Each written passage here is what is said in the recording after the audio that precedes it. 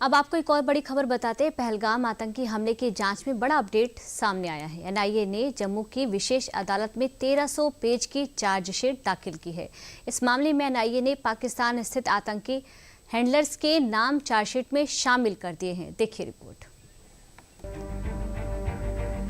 जब कश्मीर की वादियों में गोलियों की गूंज सुनाई दी थी, जब पहलगाम की खामोशी खून से सनी थी, तब सवाल सिर्फ इतना नहीं था कि हमला किसने किया।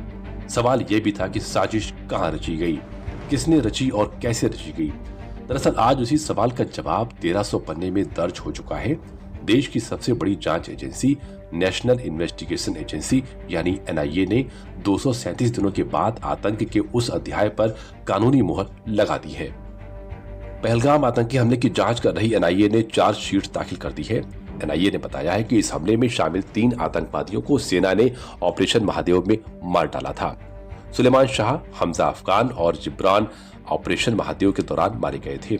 इसके अलावा हमले से एक दिन पहले आतंकियों को लॉजिस्टिक सपोर्ट मुहैया कराने वाले 3 ऑन ग्राउंड वर्कर्स के नाम भी चार्जशीट में शामिल किए गए हैं। इन सभी 6 आरोपियों के नाम इस चार्जशीट में शामिल किए गए हैं।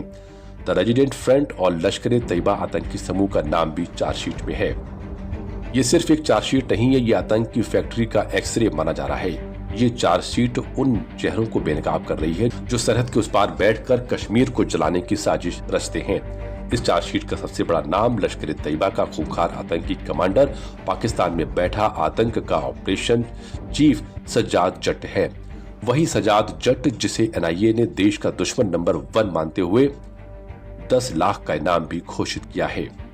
तहकीकात की है, चार्जशीट हो रहा है, फैसला अदालत में होगा। मैंने हमेशा ये कहा ना कि फैसला आप अदालत पे छोड़िए, ये मेरा काम या किसी और का काम नहीं है। एनआईए का काम था इन्वेस्टिगेट करना, इन्वेस्टिगेशन हो चुका, अब चार्जशीट पेश होगा, अब केस लड़ा जाएगा अदालत में। पहलगाम की शांत वादियां जहां सैलानी सुकून ढूंढने आते हैं, वहां 8 महीने पहले गोलियों की गूंज ने पूरे देश को झकझोर दिया था और अब उस खौफनाक हमले की परतें एक एक कर खुलने लगी हैं। इस हमले में एनआईए ने पाकिस्तान स्थित आतंकी हैंडलरों के नाम भी चार्जशीट में शामिल किए हैं। पहलगाम आतंकी हमले में मारे गए शुभम द्विवेदी की पत्नी का इस मामले में भी बयान सामने आया है।